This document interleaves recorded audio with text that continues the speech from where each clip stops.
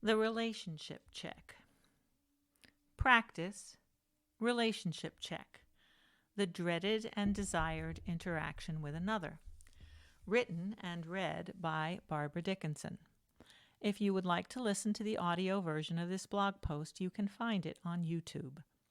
We are close to having the complete description of an interactive focusing session. In this post, we are looking at the relationship check, which is the last feature. Next time, we will put everything together to give you a detailed description of the entire process, including examples and exercises, in just 9 blog posts. Right now, let us make a closer examination of the relationship check. In the last post, we gave a preview, which you can reread here. Janet Klein, PsyD, who developed interactive focusing with Mary McGuire, PsyD, described the relationship check in her book, Interactive Focusing Therapy, published in 2001. Quote, "The model includes a relationship check, which I call an anomaly in relationships. The feared and simultaneously desired checking in with one another to see where you are in the relationship with each other and with yourself in this new moment after having shared yourself so deeply." Page II. Close quote.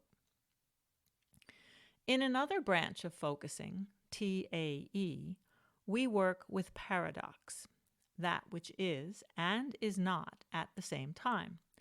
The concept of paradox and the ability to hold those at the same time are helpful to our understanding of what Janet Klein was describing. For more about TAE, thinking at the edge, start here. In the workplace, for example, there is often dread around the time of annual performance reviews. If we knew that all the feedback was going to be positive, we would not feel such dread. The possibility of negative feedback and our reactions to it are paradoxical. Simultaneously, we want to know and we don't want to know. How is that for you? It could make a useful topic for a focusing session. At this stage in our learning journey, we keep the relationship check positive, basing it on what we admire in our partner. But as you become better acquainted with this feature of interactive focusing, notice how a relationship check might be used when there is something not so positive that needs to be brought to the surface between two people. We will explore that further in future posts. Right now, you might take a moment to bring to mind a recent focusing partnership session or a recent conversation with a close friend or family member.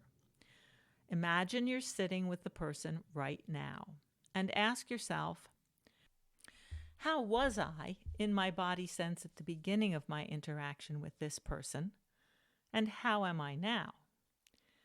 This is an opportunity to sense into our own well-being and contrasts with the second half of the relationship check, in which we use our body sense to discern how we are with the other. First, gently ask the question inside, how am I now compared to how I was at the beginning of this session? And let whatever wants to come make itself known. In an interactive focusing session, you can share a little or a lot of what comes to you with your partner as you see fit and as time allows. For the purpose of this exercise, when you are remembering a past interaction, it is fine to just make a note of whatever came. Then ask the second question, how am I with my partner now? Some people do this as a comparison from the beginning of the session or conversation to the end. Some people do it as a point in time, simply asking, how am I now with the other person? Here are some phrases to go with that question that can be helpful. Here is what I appreciate about you. I am grateful for something about you. Here is what I admire about you. I value this about you. As you begin to use interactive focusing in your own life, Start out with a positive approach to the relationship check. This does two things. First, it helps us practice an attitude of gratitude, which is helpful to maintaining health and well-being. Second, it reinforces the value of the relationship to each partner. The relationship check is meant to be brief, a sentence to answer each of the questions.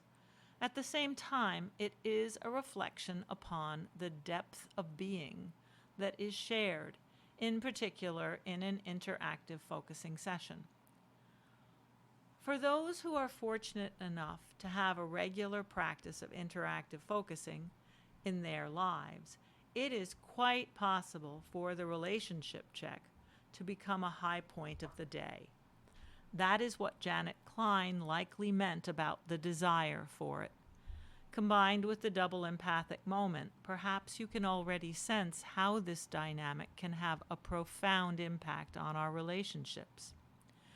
One question that has been raised is, why do we have a relationship check only at the end of the session? Why not at the beginning of the session? It is a great question. Some focusing partners like to try new things, and this is certainly one such thing that is ripe for an experiment. Worth noting, it could be difficult to have a relationship check at the beginning of a session with someone we just met. It might take a few sessions before we have enough understanding of the other person to express an appreciation, but it should not take very long. We have tried it in sessions where the people just met and focused together, and that was enough for them to develop an appreciation that they were able to express in the relationship check. Imagine a world where all of us are tuned in to what we might offer by way of appreciation, admiration, value, or gratitude in relationship with another person.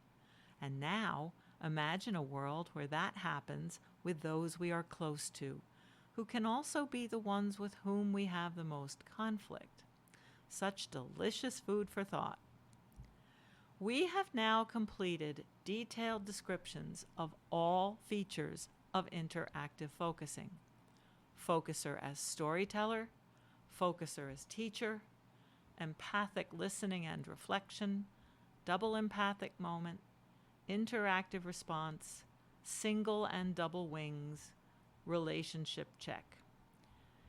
If any of this prompts a question or comment, we would love to hear from you. Use our contact form at the bottom of the page to reach out. Seen on a road sign. This is our new feature where we offer something interesting and related to our explorations of interaction. For this post, we are looking at an article called Radical Resonance by Susan McConnell, M.A.C.H.T. It seems to me there is a strong connection between her radical resonance and what we are doing in interactive focusing, especially the double empathic moment. Her explanation is like opening a door to better understand what empathic essences are all about. Up next, in our next blog post, we will put it all together so that you have a detailed description, including examples and exercises. Until next time, our monthly virtual changes meeting schedule is here. Watch our demonstration of interactive focusing with Sandy and Barbara here. Read more about exploring interaction here. Resources about interactive focusing are found here. You can read the latest from Sandy about SmartView conversations here.